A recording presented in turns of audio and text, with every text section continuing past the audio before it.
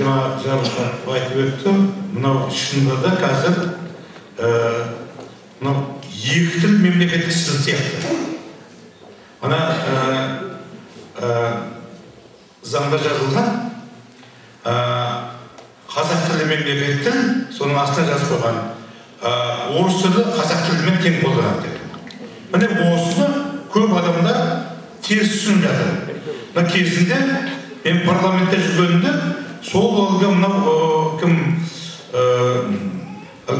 Төлеген Мұхамеджан композитор бар ғой, соның қасындағы адамдар бары бірлесіп бізде екі тіл бірдей мемлекеттік тіл деп жаңағы орысша сөйлей берсек те болады дегенге келген. Содан кейін мен соған қарсы дауыс көтердім. Содан кейін әлгі Конституциялық соттың бастықтарына арыз жаздым. Сөйтіп үлкен дау болған. Оны мәлімдеме жарияладым. Содан кейін Конституциялық сотты қорқыттым, сотқа беремін дедім. Бастығына барып айттым, әкеңді танытамын, сотқа беремін. Содан кейін олар қайтадан қарап, 2 күн қарады, сөйтіп мынандай шешім шығарды.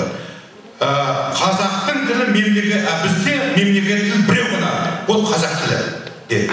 Ал ана қалғандар ана несі есептелмейді деді. Міне осы Конституциялық соттың шешімі газеттерде жарияланды, бірақ соны түсіндіре алмай жатырмыз әлі жұртқа. Ал содан кейін енді осы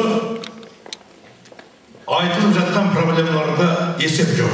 Бірақ айтылған жерде қалып кетіп жатыр. Бірақ енді қимылдайтын кез келді. Бірлесіп қимылдайтын кез келді.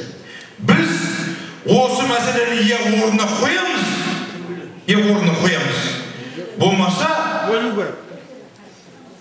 бізде азаматтығымыз көктейді.